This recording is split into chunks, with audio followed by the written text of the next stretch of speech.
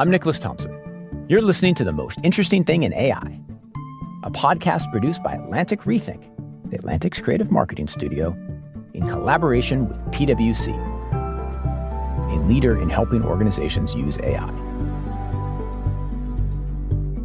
In each episode, we're exploring how artificial intelligence is reshaping our lives and redefining what's possible. Today's guest is 2024 Nobel Prize winner and AI pioneer, Geoffrey Hinton. Back in the 1980s, when machine learning was a fringe academic discipline, Hinton had a conceptual breakthrough. What if you could train a machine to learn in the same connective and networked way that a human brain learns? He and his colleagues developed a technique to do this called backpropagation.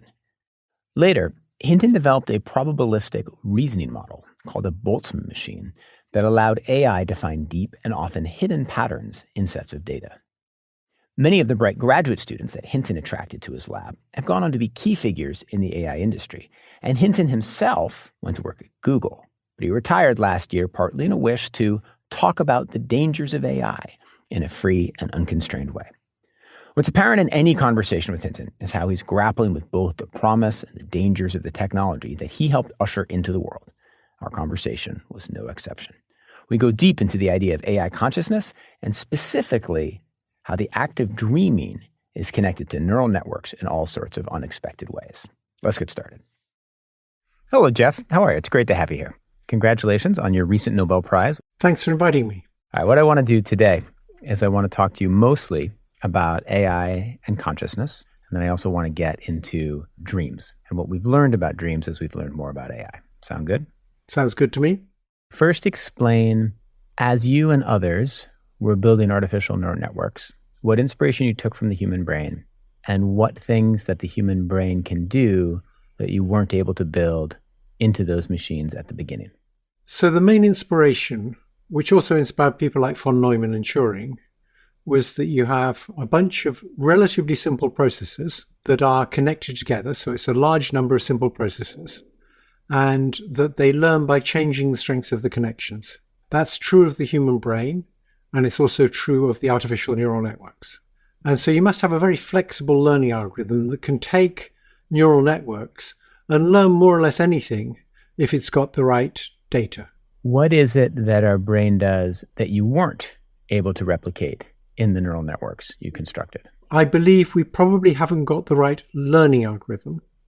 So if you compare a person with GPT-4, for example, GPT-4 has about 1% as many connections as a typical human brain, but it knows thousands of times more than a typical human.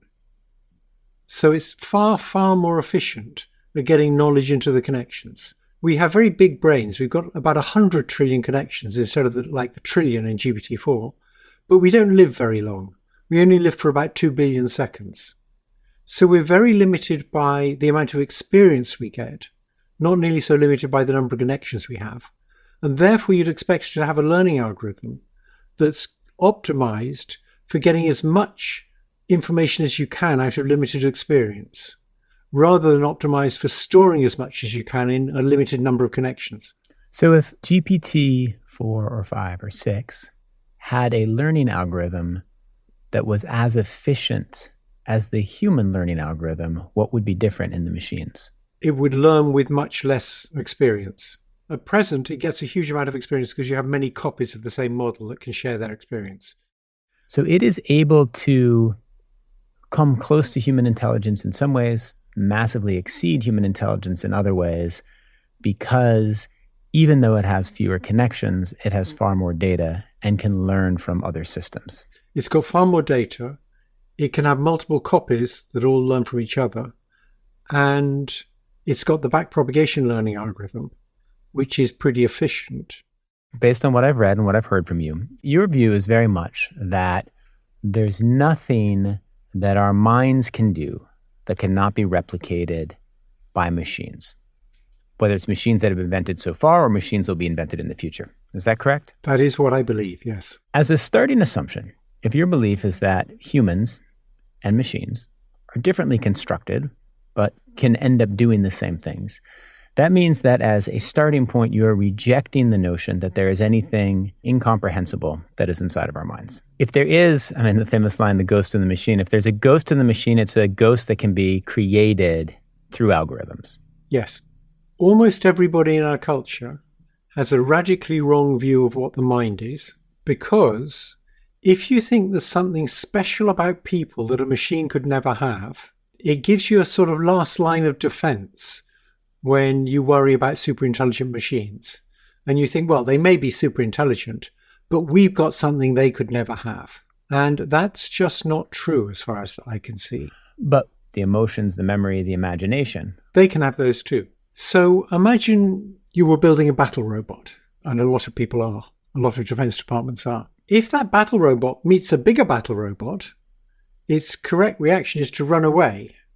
And so you will need to design it so it has fear. There'll have to be something in it that acts a bit like the amygdala in the brain. And when it's in a situation, it's going to have to assess whether to fight or run away. And if it then has something that does that assessment and comes to the decision it should run away, that's fear.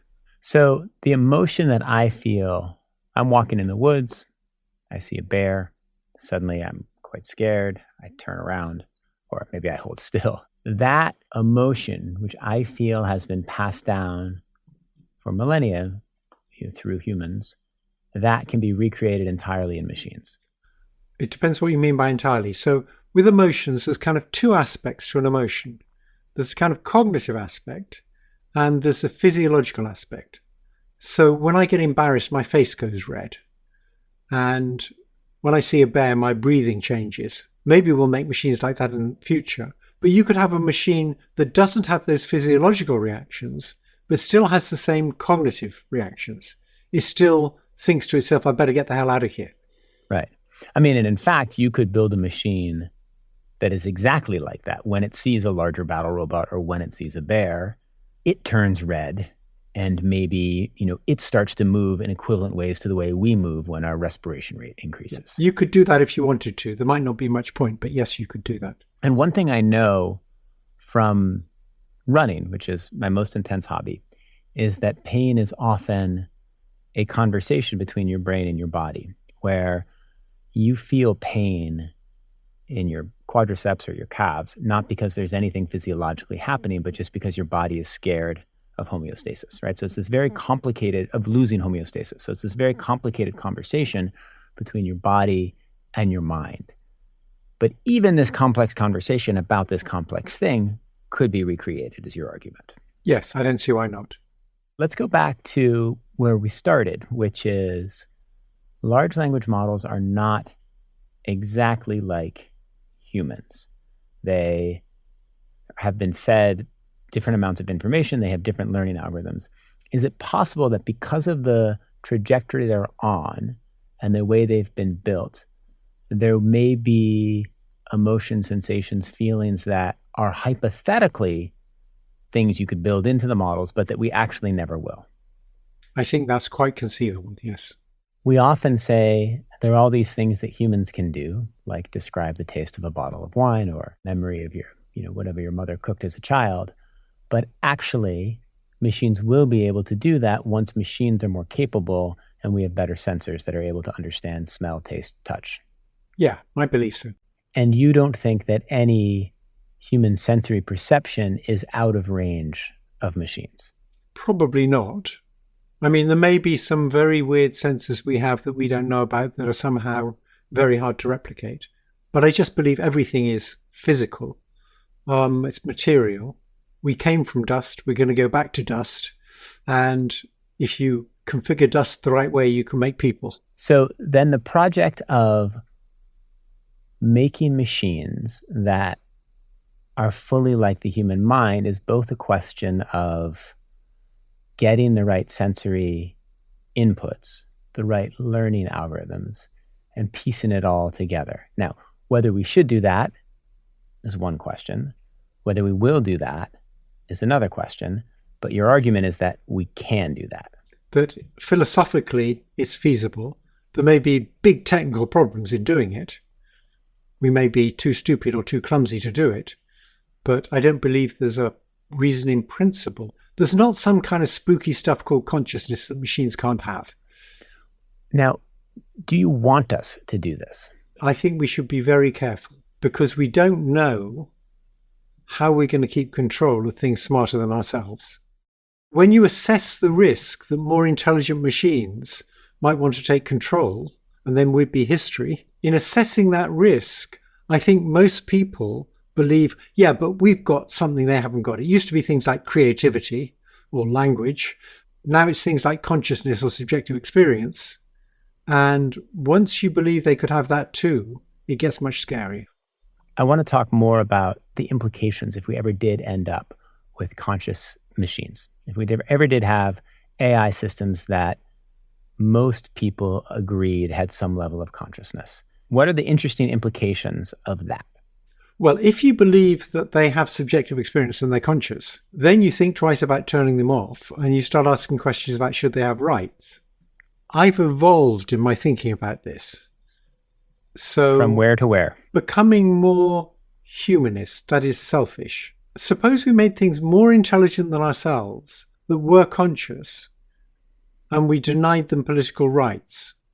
Is that a justifiable thing to do? And my view now is, I used to think, no, that's not justifiable.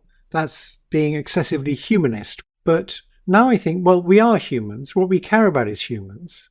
And then there's the whole question of whether things more intelligent than us should have rights. And some people will say, well, no, they're not conscious. And because they're not conscious, they don't get rights. It's a decision that we're going to have to make about whether we want to give them rights.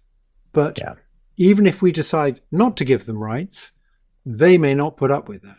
Then we have a whole other problem. Let's talk about dreams, Geoff. One of the things that I most want to do in life on my bucket list relates to a conversation we had in 2019.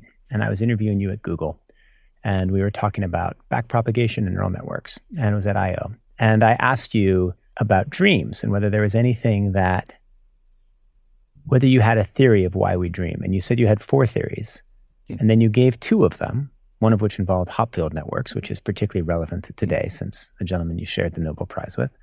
But you gave 2 of them, but you didn't give all 4 of them. So today, while I have you here on the podcast, I'd like for all 4 of your theories of dreams, why we dream, and what we've learned from AI and how it works that may change the way we think about why we dream. Okay, so let me start off, before I give you the theories, by talking about 2 phenomena, one of which was emphasized by Francis Crick and Graham Mitchison in a paper in the 80s, a widely ignored paper. So we know you dream a lot each night. But when you wake up in the morning, the only dream you can remember is the one that you were in the middle of as you woke up. And that's because information about that dream was in fast-changing synapses.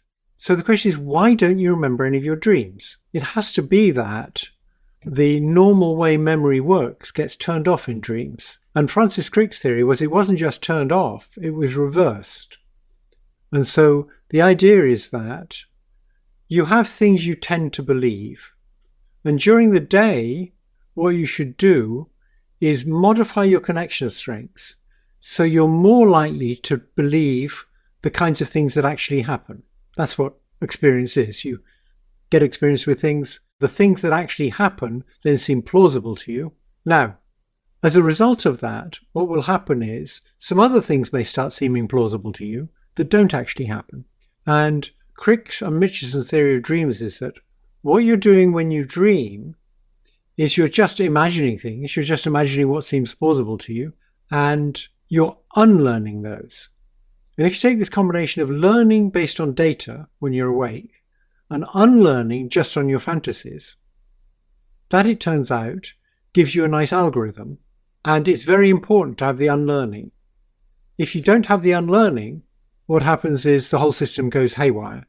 So theory number 1 is unlearning. Now let's go to theory number 2. Okay, theory number 2 came later, and it was called the wake-sleep algorithm. One way to do that is to say we're going to have 2 systems. We're going to have a perception system, which goes from data to abstract things. And we're going to have a generative system like computer graphics that goes from abstract things to pixels. Now imagine you didn't quite know how to wire the graphics system, and you didn't quite know how to wire the perception system. But If you had a graphic system that sort of worked not too badly, you could use it to train the perception system. Because what you would do is you'd generate stuff from your graphic system, and then you'd have an image, and because you generated it, you'd know what features had generated it.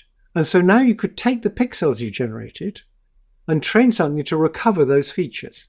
So the idea is when you sleep, you're generating and you're learning the connections in the reverse direction. Oh, I see. Because you just generated the dream, you know what the causes were. Well, you know what the abstract structure was that generated this, because you've gone from abstract down to pixels. And so now you can learn the connections in the other direction. That was the idea of the wake-sleep algorithm. I see. So the wake-sleep algorithm, in a way, it's running in reverse what we've learned during the day, but not for the purpose of learning, but for the purpose of strengthening what we've learned. Fascinating. Okay, so that's theory number 2. It actually doesn't, whether it's 1 or whether it's 2 or whether it's one of the 2 to come or whether it's something else, has no bearings on how we sleep. Certainly it means we should try to get a good night's sleep so we can run these processes efficiently. Right. So let's go to theory number 3. Theory number 3 is quite different. There's something called an autoencoder. So suppose I take an image and I extract some features from it, and then I try and reconstruct the image from the extracted features. That would be a simple autoencoder with one layer of features. I see. And it's called an autoencoder because what you're encoding is the image in such a way you can get the same image back. I see. So you extract the features and then you can recreate the image. Right. And you're running that in a loop-like process. But now you can have a hierarchy of loops like that. And so another theory of what you're doing in sleep is learning these autoencoders. So you're learning the different loops that make up the different processes. Right. But it's not that you necessarily go all the way up and all the way down, which would be very like wake sleep. You just are learning all these little loops. Oh, which is why it can feel like when you're sleeping, it's like little random snippets or disconnected snippets, right, from a story, because you're learning one loop that is part of one larger story and one loop that is part of another story. Right. And so when you sleep, you're reinforcing these processes. Yes. The fourth theory is a variation of Boltzmann machines. But in Boltzmann machines, you had this beautifully simple learning algorithm, but it only applied if you let the network settle for a very long time. So the idea is you put in an image, you let the network settle for a long time, and then when two neurons are active together, you increase the strength of the connection. And then when you're asleep, you don't put in any image, you let the network settle for a long time, a very long time, and then when two neurons are active together, you decrease the strength of the connection. But the problem was it had to settle for a long time for all that to work. Why does it have to settle for a long time for it to work? Because the math doesn't work otherwise. Basically what happens is when you let a system settle to thermal equilibrium, the math suddenly becomes nice and simple because you get what's called a Boltzmann distribution. And so when we sleep, all of this information processing is basically moving to an equilibrium. Well, that's what you'd have to do, but it's too slow. So the last thing I worked on before I retired was trying to get the same kind of algorithm, but without this settling. But then you have a much more kind of ad hoc energy function that isn't nearly as beautiful. So the idea is throw away the beautiful bit and see if you can still make something work that is trying to make things that you perceive be plausible and things that you generate be implausible. So we have these 4 theories of sleep. Theory number 1, I have the deepest emotional attachment to. It's the best story, right? Sleep is actually about forgetting. Yes. But theory number 2 sounds like it's right. If you were to ask me which of these 4 theories sounds most correct, I would say it's this process of top-down, bottom-up learning, syncing them together. And what do you believe? My best bet is theory number 4, which is not an elegant theory, but if you could get a good generator, it's still got the aspect that it generates and it tries to make whatever it generated be less plausible, and it perceives and it tries to make whatever it perceives be more plausible. In a way, it's a little bit like theory number 1. So what you're saying is that while we sleep... Oh, it's just like theory number 1 as with respect to wake and sleep. It's just the energy function is completely different. You can go for something that doesn't need to settle down. So it could be done in biology. You don't need to settle down for ages. But a lot of the nice guarantees that you get and the beautifully simple math that comes out of thermal equilibrium doesn't apply anymore. So now we're fairly deep into this artificial intelligence explosion, revolution. Has anything that we've learned or anything that we've seen in the last 3 years changed your perception of the sleep question? Yes, I think for a while, towards the end of the 20-teens, I believe quite strongly that the brain must be doing some form of backpropagation because backpropagation worked so well. Then, once we started getting things like GPT-2 and beyond, I started believing the brain can't be doing something like backpropagation because backpropagation works too well. And it was partly seeing that backpropagation seemed to work much better than anything we had in the brain. It could pack much more information into far fewer connections. That was part of me coming to believe that these things were going to get smarter than us. For the thought experiment, if the people building AI are making decisions, or if there is a way to structure society so that the most moral, ethical, the most good guy, men and women, were making decisions over AI, would you have faith that superintelligent AI could be built that would not be an existential risk to humanity? It would improve our chances, but I don't think it would guarantee it. For me, the key question is there any way to make it safe? Is there any way to be reasonably sure you can build superintelligence and have it not take over? The big companies aren't going to put enough effort into safety. They're going to be driven more by profits than by safety. What government can do is insist they do more work on safety. They can somehow try and force the big companies who have the resources to put more of those resources into safety. And so we need to get as close to that as possible through regulation, through education, through moral pressure, while also taking other steps to limit the risks of AI. Yes. Tell me what you most hope to see happen in the next year with AI. I guess it'd be really nice if there was legislation that forced the big companies to pay more attention to safety. That's what I'd like to see in the next year, yeah. It was a great pleasure to talk with you about consciousness, subjective experience, and dreams. Okay. Thank you so much, Nobel Prize winner, Geoff Hinton. Thank you. That concludes my conversation with Geoff Hinton. I'm Nicholas Thompson, and you've been listening to The Most Interesting Thing in AI. Join us next week when we speak with Eva Galperin, Director of Cybersecurity at the Electronic Frontier Foundation, about the risks posed by AI deepfakes. If you enjoyed what you just heard, like and review it on Apple Podcasts. Help spread the word about our series to more listeners like you.